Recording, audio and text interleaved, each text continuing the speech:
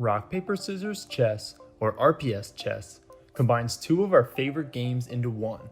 The goal is to get rid of all the pieces on the board by using chess movements in the rock, paper, scissors cycle. Before you make your first move, let's quickly review the cycle of rock, paper, scissors and the movements of chess pieces. Rock beats scissors, scissors beats paper, and paper beats rock.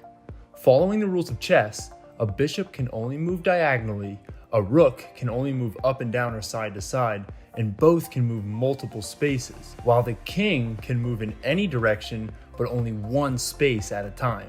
Depending on where the pieces are on the board, you will find there are limits to what each piece can do and how the puzzle can be solved.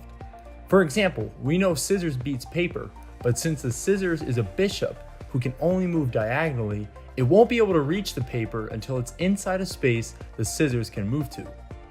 As you advance to new levels, the patterns will become more difficult and require you to think a little harder about the moves you need to make in order to clear the board. If you aren't happy with the move you made, click the undo button to bring back the piece, or click the restart button to start that game over. We hope you have fun playing RPS Chess. If you get stuck or want to find out how many stickers you can earn, click the directions button below the game.